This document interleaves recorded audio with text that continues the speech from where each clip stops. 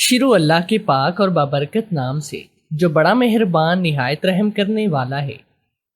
سیب کھا کر دودھ پینے سے چہرے کی جریاں غائب ہو جاتی ہیں۔ نسوار کھانے سے منہ میں کینسر کی بیماری ہو جاتی ہے۔ دھوپ میں کام کر کے فوراً تیز ٹھنڈا پانی پینے سے دماغ کمزور ہو جاتا ہے۔ گلابی رنگ کے کپڑے پہننے سے چہرے کی جھریاں ختم ہو جاتی ہیں۔ ریشمی کپڑا جلا کر کیل محاسوں والی جگہ پر لگانے سے کیل محاصے ختم ہو جاتے ہیں۔ گھر میں چکور رکھنے سے فالج کی بیماری نہیں آتی۔ کچا لیمو چاٹنے سے بے خوابی کی بیماری نہیں ہوتی۔ جو عورتیں پاؤں کے بل بیٹھ کر کپڑے دھوتی ہیں ان میں حیض کے درد کا مسئلہ زیادہ ہو جاتا ہے۔ ٹانگ پر ٹانگ رکھ کر سونے سے بھولی ہوئی چیز جلدی یاد آ جاتی ہے۔ سینے پر ہاتھ رکھ کر سونے سے گھر میں تنگی آتی ہے۔ جس گھر میں سولر پلیٹیں لگی ہوں وہاں کینسر کی بیماریاں زیادہ آتی ہیں۔ صبح کے وقت گرم پانی میں نمک ڈال کر پینے سے یادداشت تیز ہوتی ہے۔ رات کو سوتے وقت آسمان کی طرف دیکھنے سے نظر کی کمزوری دور ہوتی ہے۔ منہ سے سیٹیاں مارنے سے عقل کم ہو جاتی ہے۔ رات کو کٹا ہوا لیمو سر کے پاس رکھ کر سونے سے برے خواب نہیں آتے۔ پیاز کا پانی ناک میں ڈالنے سے نکسیر رک جاتی ہے۔ موبائل کان کے ساتھ لگا کر کال سننے سے بہرے پن کی بیماری ہو سکتی ہے۔ کالے کپڑے پہننے سے وہم کی بیماری ہو جاتی ہے۔ کالی مرچیں زیادہ چبانے سے نیند کم آتی ہے۔ تیز گرم کھانا کھانے سے بھولنے کی بیماری لگ جاتی ہے۔ لوہے کی چیز جیب میں رکھنے سے جادو ٹونا اثر نہیں کرتا۔ پاؤں کے بل بیٹھ کر برتن دھونے سے چہرے پر جھریاں آ جاتی ہیں۔ جھاڑو لگاتے وقت الٹے قدم چلنے سے جھاڑو جلدی لگ جاتا ہے۔ لکڑی کی کرسی پر بیٹھنے سے دبلے پن کی بیماری ہو جاتی ہے۔ کام کرنے سے پہلے پھٹکڑی کا ٹکڑا منہ میں رکھ لینے سے پسینہ کم آتا ہے۔ زیادہ خوشبو لگانے سے دماغ میں سوچنے کی صلاحیت کم ہو جاتی ہے۔ پیشاب والی جگہ پر تیل لگا لینے سے پیشاب قطرہ قطرہ آنا بند ہو جاتا ہے۔ اگر آپ کو قبض کا مسئلہ ہو تو منہ میں کالی مرچ رکھ کر پخانہ کرو، قبض کھل جائے گی۔ کچا پیاز شام کے وقت کھانے سے بخار ہو جاتا ہے۔ اگر معدے میں گرمی ہو اور پیاز زیادہ لگتی ہو تو نہار منہ ملٹھی کی جڑ چوسنے سے گرمی ختم ہو جاتی ہے۔ پکا ہوا امرود کھانے سے رنگ گورا ہو جاتا ہے۔ اگر پیٹ میں بار بار مڑوڑ اٹھے تو پودینے کا قہوہ بنا کر پی لو، انشاءاللہ یہ مسئلہ دور ہو جائے گا۔ اگر وزن بہت زیادہ بڑھ گیا ہو تو ادرک کے ٹکڑے کا قہوہ بنا کر پینے سے وزن کم ہونے لگتا ہے۔ اگر پیٹ کی گیس کو زیادہ دیر تک بند رکھا جائے تو آنکھوں پر ہلکے پڑ جاتے ہیں۔ گرم دودھ کے ساتھ کھجور کھانے سے نظر میں اضافہ ہوتا ہے۔ آملے کا مربع نہار منہ کھانے سے سفید بال کالے ہو جاتے ہیں۔ اگر جوڑوں میں درد اٹھے تو آدھا کپ سیب کے جوس میں آدھا کپ چقندر کا جوس ملا کر پیا کرو۔ اگر حیض میں باقاعدگی کا مسئلہ ہو تو 7 گرام سونف پانی میں ابال کر اس پانی کو پی لو۔ اگر بادام کو دیر تک محفوظ رکھنا ہے تو بادام والے ڈبے میں تھوڑی سی چینی ڈال دیں، بادام محفوظ رہے گی۔ ناخنوں پر سرسوں کا تیل لگاتے رہیں، بڑھاپا دیر سے آئے گا۔ جن کی یادداشت کمزور ہو ہر ریڑھ کا مربع نیم گرم دودھ کے ساتھ کھا لیا کریں۔ آملیٹ بناتے وقت اگر انڈوں میں چٹکی بھر بیسن اور تھوڑا سا دودھ ملا دیں تو آملیٹ مزیدار بنتا ہے۔ پکوڑے بناتے وقت بیسن میں 2 کھانے کے چمچ چاول کا آٹا ملا دیں تو پکوڑے مزیدار بنتے ہیں۔ اگر کپڑے پر چنگم چپک جائے تو مٹی کا تیل لگائیں، چنگم اتر جائے گی۔ اگر آپ کو ہچکیاں بہت زیادہ آتی ہوں تو کلونجی پیس کر مکھن میں ملا کر چبائیں، ہچکی آنا بند ہو جائے گی۔ اگر گلے میں خرابی محسوس ہو تو باریک نمک انگلی پر لگا کر گلے میں اچھی طرح سے لگا لیں، گلا ٹھیک ہو جائے گا۔ نیند میں خراٹوں کے لیے سرسوں کا تیل نیم گرم کر کے 2 قطرے ناک میں ڈال کر سویا کریں، آپ کو خراٹے نہیں آئیں گے۔ جن عورتوں میں بانجھ پن کی بیماری کا مسئلہ ہو وہ برگد کے درخت کی چھال پانی میں ابال کر اس پانی کو نہار منہ پیا کریں، بانجھ پن ختم ہو جائے گا۔ میتھی کی سبزی بنا کر کھانے سے کمر درد میں آرام ملتا ہے۔ کچے لیموں کے پانی میں روٹی کو ڈبو کر محاسوں پر لگانے سے کیل محاسے ختم ہو جاتے ہیں۔ جہاں لال بیگ آتے ہوں وہاں کھیرے کے چھلکے رکھ دیں، لال بیگ نہیں آئیں گے۔ برسات کے موسم میں اگر ہیضہ یا ڈائریا ہو جائے تو پودینہ اور الائچی کو پیس کر چمچ پانی کے ساتھ لینے سے آرام ملتا ہے۔ نزلہ اور زکام میں دار چینی کا سفوف 1 چمچ صبح شام پانی کے ہمراہ پینے سے آرام ملتا ہے۔ اگر جسم میں کہیں کانٹا پیوست ہو گیا ہو اور کانٹا نکل نہ رہا ہو تو انڈے کی سفیدی میں پھٹکڑی ملا کر متاثرہ جگہ پر باندھنے سے تھوڑی دیر میں کانٹا نکل آئے گا۔ ہیپاٹائٹس یا پیلا یرکان کا مسئلہ ہو تو رات کی پکی ہوئی باسی روٹی صبح نہار منہ دہی کے ساتھ کھانے سے یہ بیماریاں دور ہو جاتی ہیں۔ ناشتے میں 1 سیب کا استعمال آپ کو زندگی بھر ڈاکٹروں سے بچائے رکھتا ہے۔ جن افراد کو ذیابیطس کا مسئلہ ہو وہ کاجو کا استعمال کیا کریں۔ فریکچر ہو جانے کی صورت میں اجوائن کے تیل سے مالش کرنے سے آرام ملتا ہے۔ پیشاب کی جلن کے لیے روزانہ 1 چائے کا چمچ سفید زیرہ چائے یا پانی کے ساتھ استعمال کریں، آرام ملے گا۔ اگر آپ کو ہیضہ یا قے کی شکایت ہو تو ابلے ہوئے چاولوں کا بچا ہوا نمکین پانی پینے سے آرام ملتا ہے۔ آدھے سر کا درد ہو تو ایلو ویرا کا پانی اپنے ماتھے پر لگائیں، آپ کا درد اتر جائے گا۔ اگر آپ کو پورا جسم پر خارش ہو جائے تو گندم کے دلیے کو کپڑے میں ڈال کر نلکے کے آگے باندھ دیں اور اس کے اوپر سے پانی بہا کر نکالیں، آپ کا خارش کا مسئلہ دور ہو جائے گا۔ اگر جلد چھل گئی ہو یا خراش آئی ہو تو کپڑا سرکے میں ڈبو کر متاثرہ جگہ پر لگانے سے آپ کو خارش سے آرام مل جائے گا۔ رات کے 12 بجتے ہی میری بھابھی رونے لگتی اور اپنے شوہر یعنی کہ میرے بھائی کو کمرے سے باہر نکال کر کنڈی لگا لیتی۔ میرا بھائی میرے کمرے میں آ کر سو جاتا اور مجھے اٹھ کر اماں کے کمرے میں جانا پڑتا۔ بھائی سے پوچھتی بھابھی روز ایسا کیوں کرتی ہے، تو وہ ٹال جاتا اور بھابھی بھی چپ ہو جاتی۔ راز معلوم ایک دن میں شام ہوتے ہی بھابھی کے کمرے میں چھپ گئے اور انتظار کرنے لگی۔ رات کے 12 بجتے ہی وہ رونے لگی تو بھائی کمرے سے باہر چلا گیا۔ بھابھی نے کنڈی لگا لی اور اچانک ہی کھڑکی۔ آج میرے بھائی کی شادی تھی اور میں بہت خوش تھی۔ میری بھابھی گھر میں آ جائے گی، میں پچھلے کئی دنوں سے اپنے بھائی کی شادی کی تیاریوں میں لگی تھی اور آخرکار آج اس کی بارات کا دن تھا۔ میرا ایک ہی وہ اکلوتا بھائی تھا اور میں نے سوچ رکھا تھا کہ میں اس کی شادی پر اپنے سارے ارمان پورے کروں گی، مگر شادی والے دن ہی میری سبھی امیدوں پر پانی پھر گیا۔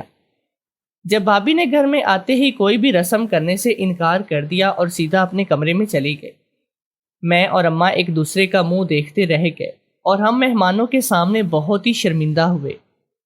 امی مجھے اور مہمانوں کو سمجھاتے ہوئے کہنے لگی کہ بچی بیچاری تھک گئی ہوگی، رسموں کا کیا ہے، پھر ہوتی رہیں گی۔ میرا بھائی بھی کچھ کہے بغیر اپنے کمرے میں چلا گیا۔ اماں نے مجھے کہا تھا کہ میں کچھ پھل اور دودھ وغیرہ ان کے کمرے میں پہنچا دوں، مگر میرا موڈ بری طرح سے خراب تھا، اس لیے میں نہیں گئی۔ اسی ہنگامے میں رات کے 12 بج گئے۔ مہمان آہستہ آہستہ رخصت ہو گئے۔ اب صرف میں اور اماں ہی اکیلے بچے تھے۔ میں بھی سونے کے لیے اپنے کمرے میں چلی گئی۔ ابھی مجھے اپنے بستر پر لیٹے 10 منٹ بھی نہیں ہوئے تھے کہ اچانک مجھے اپنے کمرے کے دروازے پر دستک کی آواز سنائی دی۔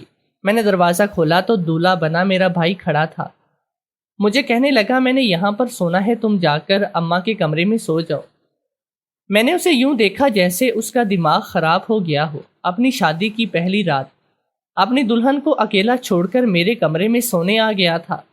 میں نے اسے پوچھنے کی کوشش کی کہ کیوں تم یہاں پر سونے کے لیے آئے ہو، مگر اس نے میری کسی بات کا جواب نہیں دیا اور مجھے کہنے لگا کہ مجھے نیند آ رہی ہے، پلیز کمرے سے باہر چلی جاؤ۔ مجھے اماں کے کمرے میں جانا پڑا۔ اماں کو میں یہ سب بتایا تو وہ بہت ہی پریشان ہوئی۔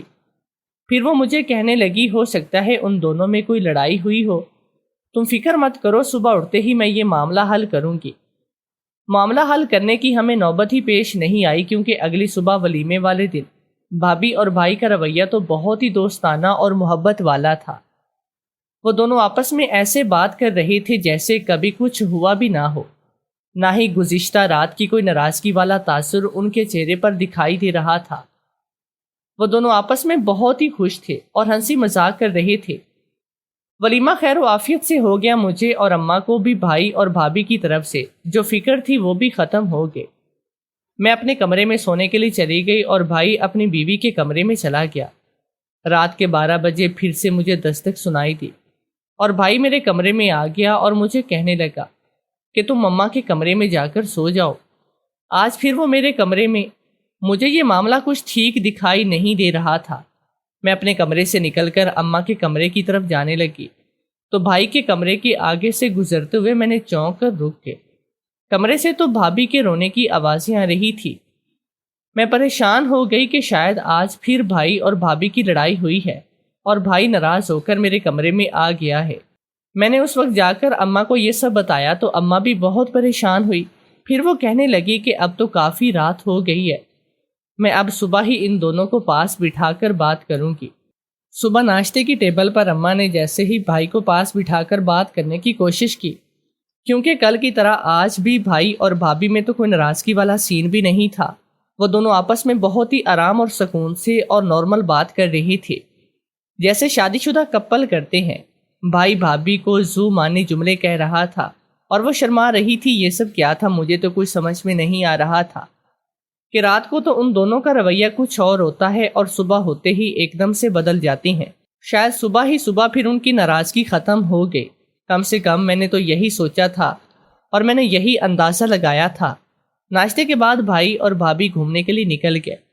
کچھ دیر کے بعد میں نے اپنا واٹس ایپ چیک کیا تو بھائی اور بھابھی نے اپنی تصویریں اسٹیٹس پر لگائی تھی۔ وہ دونوں ایک دوسرے کے ساتھ بہت ہی زیادہ خوش لگ رہے تھے، لیکن نہ جانے کیوں میرے دل کو ایک کھٹکا سا لگا ہوا تھا کہ بھائی اور بھابھی میں کچھ تو گڑبڑ ضرور ہے، جو یوں 2 راتیں ایک دوسرے سے الگ گزارنے کے باوجود وہ ایک دوسرے کے ساتھ خوش ہیں۔ یہ حیرانی والی بات تھی اور میں جتنا سوچتی تھی اتنا الجھ جاتی۔ میری بھابھی ایک مڈل کلاس گھرانے سے تھی اور ہم کھاتے پیتے لوگ تھے۔ بھابھی سے ہم نے کسی قسم کا کوئی جہیز نہیں لیا تھا، بلکہ یہ شادی بھی کچھ حد تک میرے بھائی کی طرف سے پسند کی تھی۔ مجھے اور اماں کو تو کوئی اعتراض نہیں تھا، اس لیے ہم نے بغیر کوئی بہانہ کیے یا کوئی اعتراض کیے اس کی شادی وہیں پر کر دی۔ نہ تو ہم بھابھی کو اچھے سے جانتے تھے اور نہ ہی بھابھی کے خاندان کو، مگر اماں کو بھروسہ تھا کہ میرے بیٹے نے کسی اچھی لڑکی سے ہی شادی کی ہے، اور اب میں سوچ رہی تھی کہ جانے اس شادی کا کیا انجام ہوگا۔ شام کو میرا بھائی اور بھابھی واپس آئے تو بھابھی نے ہاتھوں میں ڈھیر سارے شاپنگ بیگ اٹھا رکھے تھے، جس کا مطلب یہ تھا کہ بھائی نے اسے دل کھول کر شاپنگ کروائی ہے۔ رات کا کھانا کھانے کے بعد وہ اپنے کمرے میں چلے گئے۔ اس وقت رات کے 10 بج رہے تھے۔ مجھے اپنا کالج کا کچھ کام مکمل کرنا تھا، اسی لیے میں ٹی وی لانچ میں ہی بیٹھی اپنے نوٹس بنا رہی تھی کہ رات کے ٹھیک 12 بجے ہی میں نے یہ دیکھا کہ بھابھی نے میرے بھائی کو کمرے سے باہر نکال دیا اور دروازے کی کنڈی لگا لی۔ میں تمہارے کمرے میں سونے جا رہا ہوں، تمہیں جب نیند آئے تو اماں کے پاس جا کر سو جانا۔ یعنی کہ آج شادی کی تیسری رات بھی وہی ڈرامہ ہوا اور وہی تماشا لگا تھا کہ بھابھی نے بھائی کو میرے کمرے میں سونے کے لیے بھیج دیا اور خود اکیلی سو گئے۔ لیکن آخر اس نے ایسا کیوں کیا تھا؟ جب وہ دونوں اپنے کمرے میں گئے تھے اور ان دونوں کا موڈ کافی خوشگوار تھا، اور پھر ان کے کمرے سے تو لڑنے کی آواز بھی نہیں آئی، جس کی بنا پر میں یہ سمجھتی کہ ان کا شاید آپس میں کوئی جھگڑا ہوا ہے۔ بالکل خاموشی سے بھائی کمرے سے باہر کیوں نکل گیا؟ کیا راز تھا اور آخر یہ کیا بات تھی؟ میں نے اماں کے کمرے میں جانا مناسب نہیں سمجھا، کیونکہ اگر میں اماں کے پاس جا کر پھر سے یہی سب بتاتی تو وہ پریشان ہو جاتی، اس لیے میں نے رات وہی لانچ میں ہی صوفے پر سوتے ہوئے گزار دی۔ لیکن ایک بات میں نے نوٹ کی تھی کہ مجھے بھابھی کے کمرے سے ہلکی ہلکی رونے کی آوازیں آتی تھی۔ شاید بھائی کو کمرے سے نکالنے کے بعد وہ پچھتاتی ہوگی اور اس لیے رو رہی ہوگی۔ لیکن پھر میں نے صبح اٹھتے ہی دیکھا کہ بھائی بھابھی کے کمرے میں چلا گیا اور وہ دونوں ناشتے کے لیے اکٹھے ہی اپنے کمرے سے باہر نکلے تھے۔ ان دونوں کو دیکھ کر لگ ہی نہیں رہا تھا کہ ایک دوسرے سے کچھ ناراض ہیں۔ روزانہ کی طرح ہنستے مسکراتے وہ ناشتے کی ٹیبل پر آئے تھے۔ ناشتے کے بعد میں نے اپنے بھائی کو کہا کہ میرے ساتھ آؤ، مجھے تم سے کچھ بات کرنی ہے۔ میں نے اس سے صاف صاف پوچھ لیا کہ تم نے یہ 3 دن سے کیا تماشا لگا رکھا ہے؟ کیا تمہاری بیوی سے کسی قسم کی کوئی ناراضگی چل رہی ہے جو وہ تمہیں اپنے کمرے سے نکال دیتی ہے اور تمہیں میرے کمرے میں آنا پڑتا ہے؟ میرا بھائی میری بات سن کر گھبرا گیا اور بات ٹالنے کو کہنے لگا، ایسا کچھ نہیں، تم غلط سوچ رہی ہو۔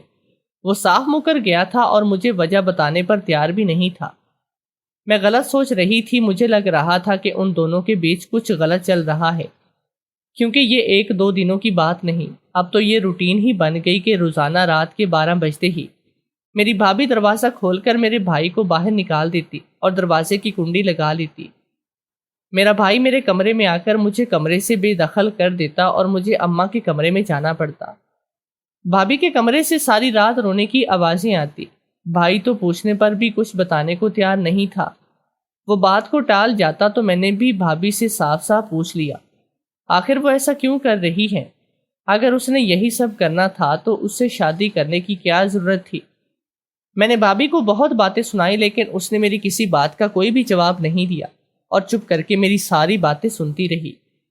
مجھے اس پر اور بھی غصہ آیا، ایک تو میں اس سے پوچھ رہی ہوں اور یہ مجھے جواب نہیں دے رہی، دوسری طرف میرے بھائی کا یہ بدلا ہوا رویہ، یہ دونوں مل کر کچھ چھپا رہی ہیں۔ رات کو یہ الگ الگ کمروں میں سوتے ہیں اور صبح ہوتے ہی ان کی آپس میں ایسے بانڈنگ ہو جاتی ہے کہ کوئی دیکھ کر کہہ بھی نہ سکتا ہو کہ میری بھائی اور بھابھی کو کمرے سے باہر نکال دیتی ہے۔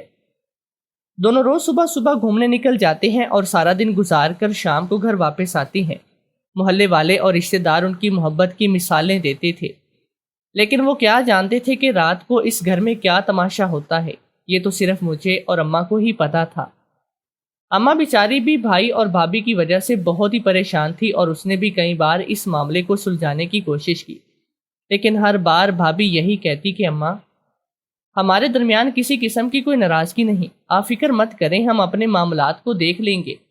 اور بھائی نے بھی یہی کہا تھا کہ مجھے تو اپنی بیوی سے کوئی مسئلہ نہیں، پتہ نہیں آپ لوگوں کو کیوں ہے۔ سچ بتاؤں تو مجھے بھابھی پر شک ہونے لگا کہ ضرور کوئی بڑی بات ہے جو وہ دونوں میاں بیوی ہم سے چھپا رہے تھے۔ میں نے اس بات کی تہہ تک جانے کا فیصلہ کر لیا اور بھائی اور بھابھی پر نظر رکھنا شروع کی۔ ان کی شادی کا ہنی مون پیریڈ اب ختم ہو چکا تھا اور بھائی نے آفس جانا شروع کر دیا اور وہ بھی سارا دن گھر پر رہتی۔ ہمارا چھوٹا سا کاروبار تھا اور میرے بابا کی وفات کے بعد میرے بھائی نے ہی بزنس کو سنبھالا تھا، اور اب بھی وہی جاتا میں بھی، چونکہ بزنس ہی پڑ رہی تھی، اس لیے کبھی کبھار میں بھی اس کے ساتھ دفتر چلی جایا کرتی۔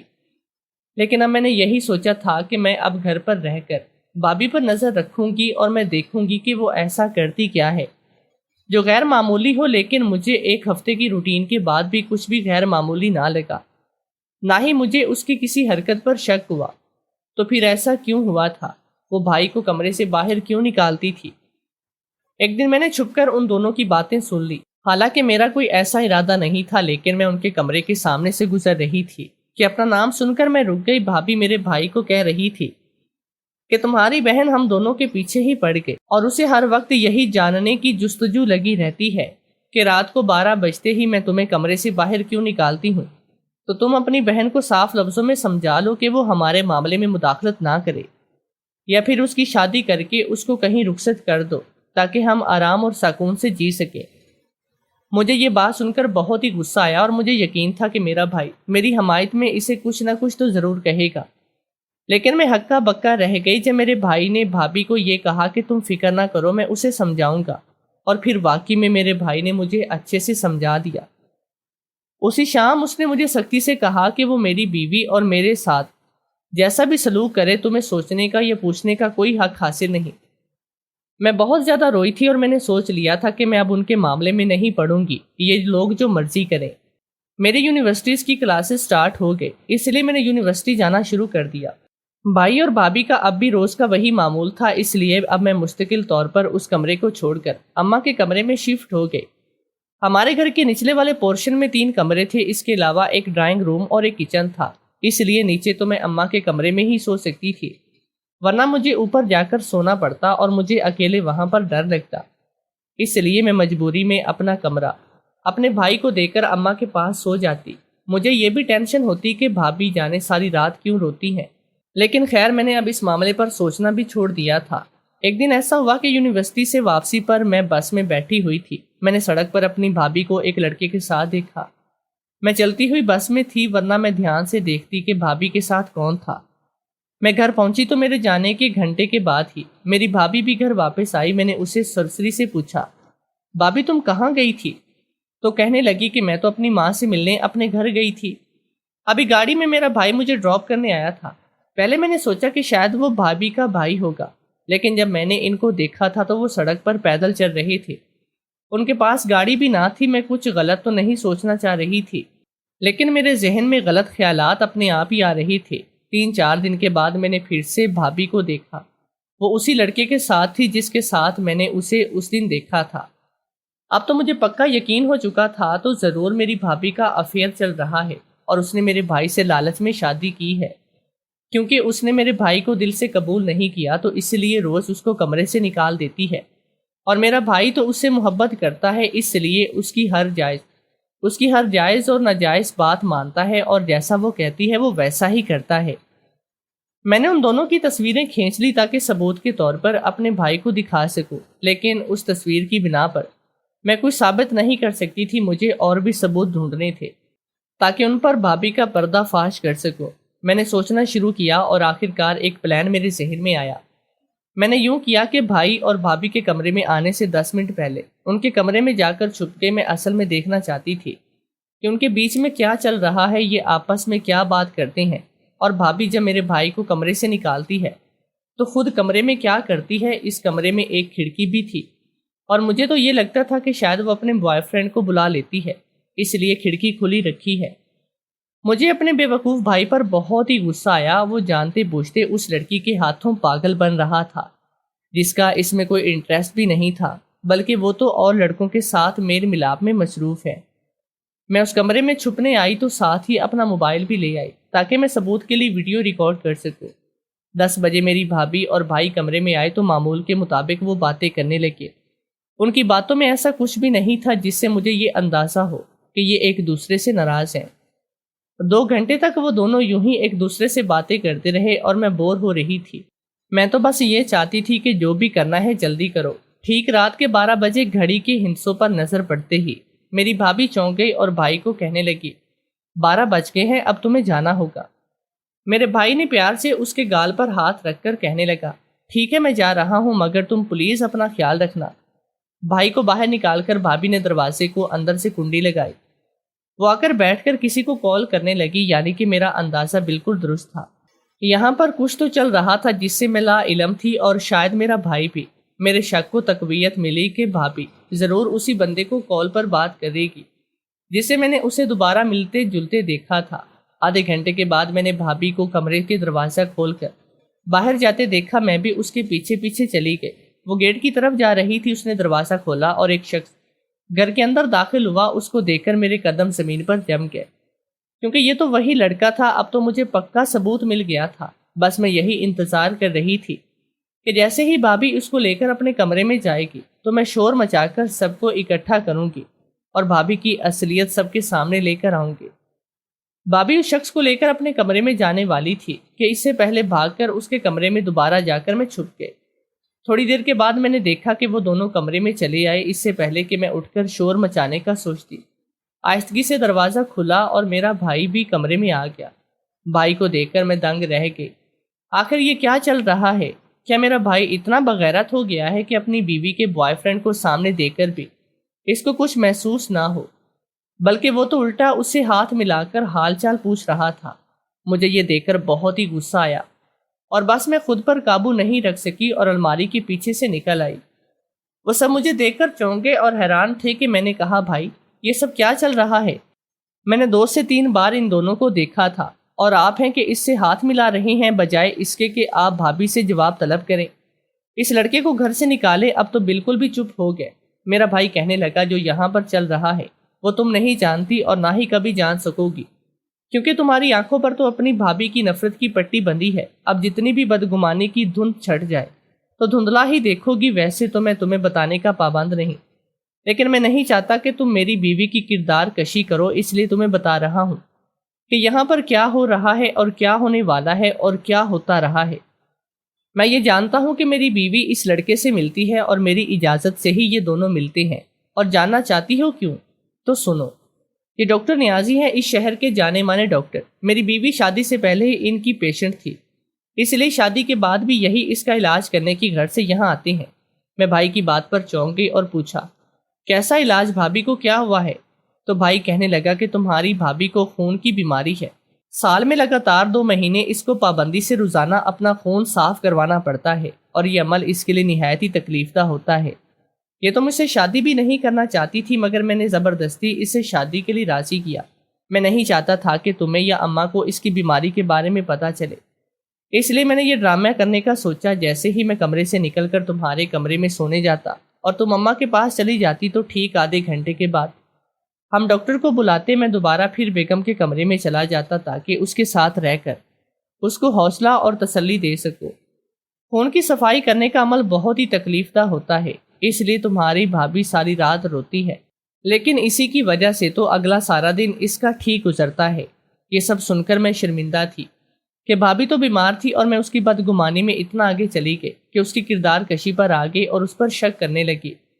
میں نے اپنی بھابھی سے معافی مانگی تو اس نے مجھے معاف کیا۔ میرا بھائی مجھے کہنے لگا کہ جیسے ہی 2 ماہ تک اس کو خون لگے گا تو پھر باقی عرصہ یہ ٹھیک رہے گی، اسی دوران ہم باہر جا کر تمہاری بھابھی کا علاج کروائیں گے۔ کچھ عرصے کے بعد بھائی نے دوبارہ اور دفتر مجھے سنبھالنے کو دیا، خود بھابھی کو لے کر باہر چلے گئے تاکہ اس کی بیماری کا کوئی علاج مستقل طور پر ہو سکے۔ میں بس اللہ سے دعا کرتی رہی کہ وہ میری بھابھی کو جلدی سے صحت اور تندرستی والی زندگی دے تاکہ میرے بھائی اور بھابھی کی زندگیوں میں خوشیوں کی بہار آ سکے۔